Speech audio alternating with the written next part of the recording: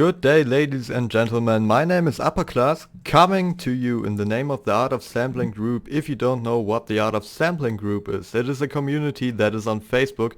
It's going to be linked in the description, and you can share all of your music there. The only requirement is that it is sample based.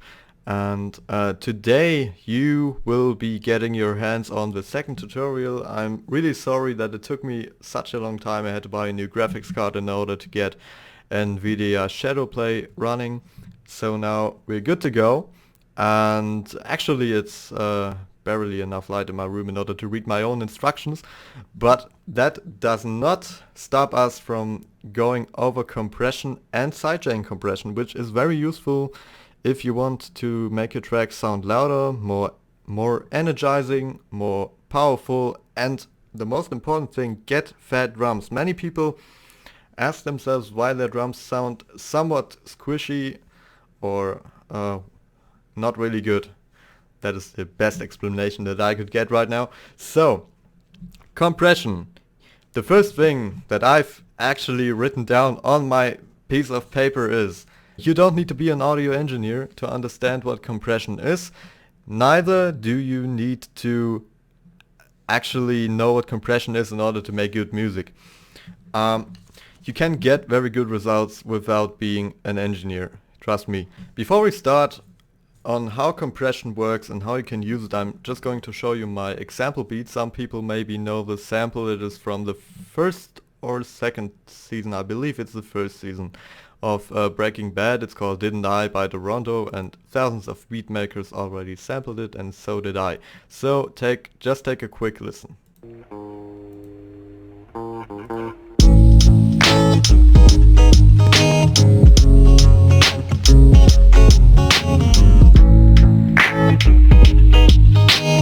That should be enough. I'm turning off these two compression effects because they are the things that we are going over later when we are going over sidechaining, but these do very well for explaining how compression works. Now I'm using FL Studio, and the knowledge that I'm telling you right now should actually work with any digital audio workstation. I'm going to tell you the names of the plugins that I use. This is the Fruity Compressor. It's the standard compression plugin. I'm also using Ferric TDS, which is very fine for getting more crispy drums, and generally I love to use it on my master track, but we're going over that later. And I love to use Rough Rider on my drum tracks. There it is. So if you're looking these up, they are all free and you can use them the way you like. So how does compression work? I'm showing you in Fruity Compressor because that is the most simple thing to get an idea of how it works. So now you got several knobs. You got the threshold, the ratio, the gain, the attack, the release, and the type, which is not important at all. But the threshold is the first thing that we're going over. So let's say our threshold is at minus 8 dB. Now minus 8 dB is about here in the general loudness. You know what I'm talking about. And minus 8.9 dB. If the sample raises above this loudness, then it's going to be compressed, and the amount of compression applied is defined by the ratio that you set. Now, how fast the compression is going to kick in is defined by the attack. Let's say the sample rises above minus 8 dB, then it's going to take 2.5 milliseconds before the ratio applies, that is pressing the sample down. And the release means, let's say our sample is below minus 8.9 dB again, then it's going to take 63 milliseconds in order to make the effect completely go away again. So you can play around with these knobs and you're going to notice different things. Usually I'd say if you use compression on your drums, don't set the attack too low, because then you're going to take out, because of course most drums have a very let's say a very fat sound in the beginning of a sample. So if you're taking the attack too low, then you're going to take the energy out of that. So you should go a bit higher. I usually go with like like 10 milliseconds, sometimes 8, sometimes even 5, but that's not important right now. So, what is compression useful for? Now that we know that when our sample goes above a minus 8.9 dB, it gets compressed down. This means that we can raise the general general loudness of the sample in order to make it sound more loud and more present in the mix. And you can do the same thing with all of your audio stems, and that will result in a track that sounds more loud, more energizing, and more powerful. So I'm going to show you what compression does to the sample. I'm actually using ferric TDS on this sample because it is very fine, it is very simple, and it has great properties applied to the sound. I can only recommend it. So the thing that we are using now is the dynamic knob, which basically works like all of these knobs together. And I'm showing you how it works by turning it up slowly. So now, completely without any compression applied, it sounds like this.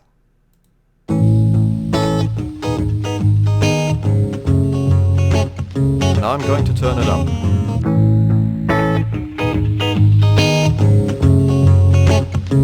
Turning down. Up.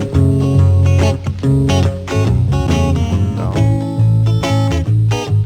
So what you're probably noticing is that the general loudness is a little bit higher, and that is the only thing that we want for our sample. Now you can use compression on your drums as well in order to make them sound a little bit more squished down, a little bit more, let's say we have a snare and we're taking it up by a lot.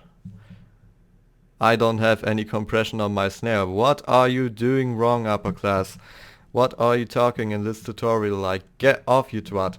So now that I've managed to find out that I don't have any compression on my snare actually in order to show how it works on drums, I'm going to show you how it works on the kick. So I've applied Rough Rider, which is just another compression plugin to my kick. The sensitivity knob is basically the threshold knob in this one, and I'm only turning it up a little bit.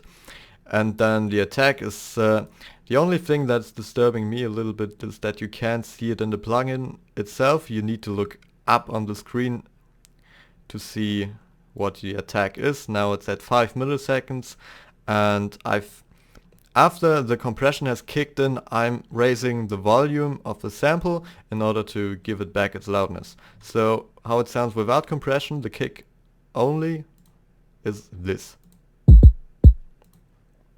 Turning it on.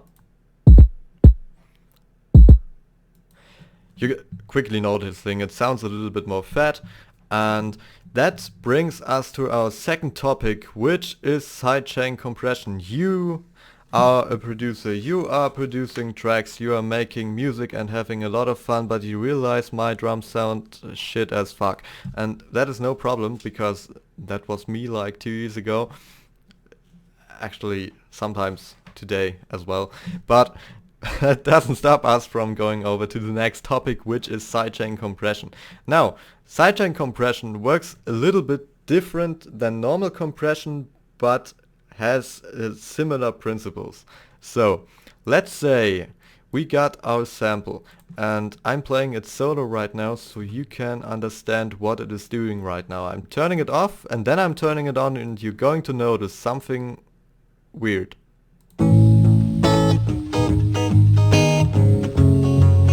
Now I'm turning it on.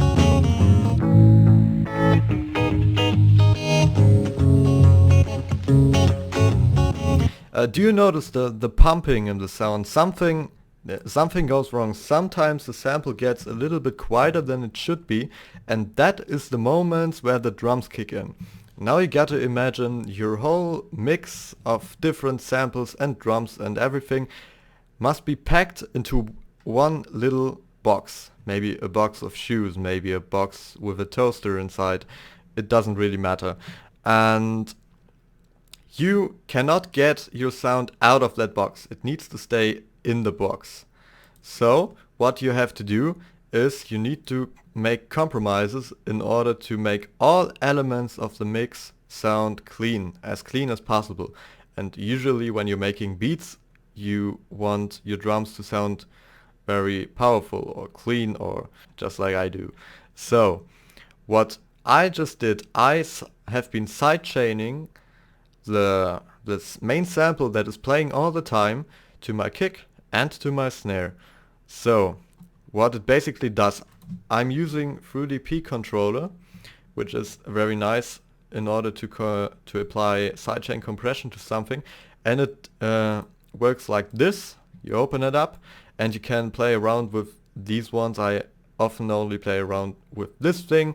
The higher you put it up, the heavier the compression kicks in, and the decay basically means how long it is going to compress the sound, the sample in this case.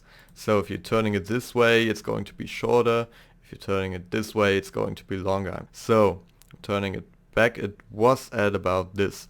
So what you're doing next, I've done the same with the snare. That's another P controller, and now the sample has two compressors, two Fruity compressors, which I put at the very end of the mixer track of all of the effects. They are the last effects that you want to use on your sample and sometimes your bass as well. I've applied a compressor to the bass as well, but only for the kick and not for the snare. That's why it's only one, because the bass is very heavy in the bass frequencies, just like the kick of course, and I don't want it to steal any power from the kick.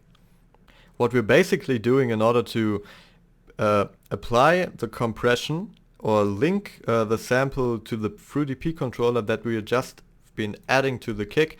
By the way, make sure to take away the light from the mute button. Many people use FruityP controller and then wonder why they suddenly can't hear their drums anymore. It's because usually when you start it up, the mute button is on, and you need to turn it off, of course, in order to hear what you're doing.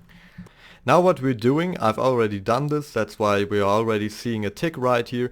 You're going to right click the threshold and link to controller, and then you're choosing the kick and choosing peak mode, no LFO or something like that. You can apply it to the kick, where we got our FruityP controller, and you're choosing that one, and then in the mapping formula you're entering 1 minus input. That means the value, which is the volume of our kick, gets subtracted from the volume of the main sample.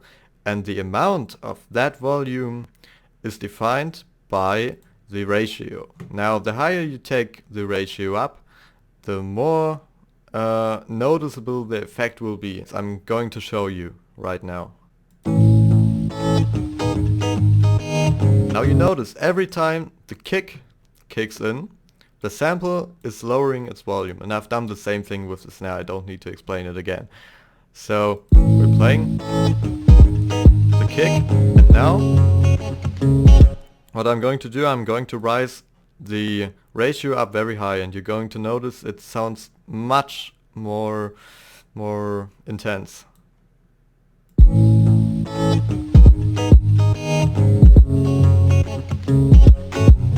It's almost completely silent when the kick kicks in. That's why you notice some clicking noises, because I set the attack a little bit too fast. It can't get that much down in this short time without any clicking or without any disturbing noises. That's why I keep it down to 1.2, and that's fine. So that's basically how sidechain compression works. Sometimes you also wanna sidechain the head to the kick or to the snare. You can try around. I didn't do it with this one. I only sidechained my sample to my kick and my snare in order to give them more power, so the sample gets quieter when the kick and the snare kick in. And I've sidechained my bass to the kick because it's very bass heavy, just like the kick, and I don't want them to conflict each other. Now we're going over the master effects, where I've been also using a lot of compression. That's very useful, but you should not use it too much for now, because it can break your mix as well as making it much better. You shouldn't overdo it. That's why I like the Ferric TDS, because it's very cautious. It doesn't make too much of a big step, so you can really finally adjust what amount of compression you want. So I'm using compression on my master track as well, because it glues everything a bit more together. It sounds more loud, of course, but it also sounds like it's been out of one box. Let's imagine it's out of one box. If you're ordering pizza, then you want it to be delivered in one box and not in two. That's a completely irrelevant uh, an analogy, but I think you know what I mean. So, and the last thing that I'm always applying to my mix is the classic master limiter, which is also a free plugin that works very simple. It does most of the things for you automatically, but for me it works fine most of the time.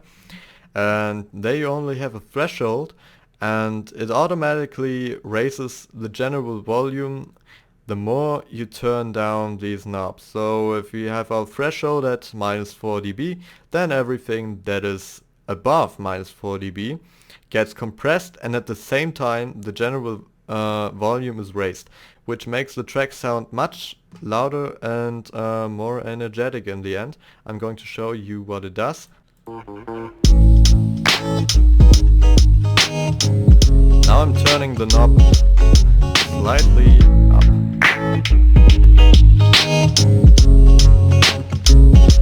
Now I'm completely overdoing it.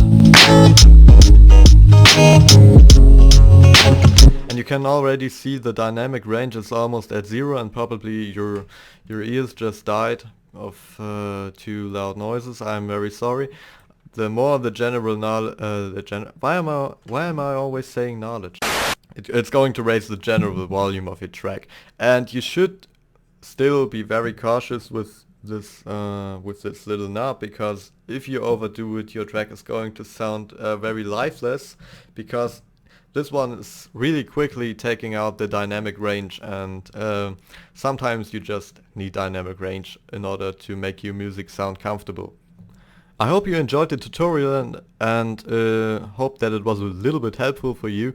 Now, as a last thing, I've got a little thing for everyone who's looking for some good drums for hip-hop, boom-bap, lo-fi, whatever it is.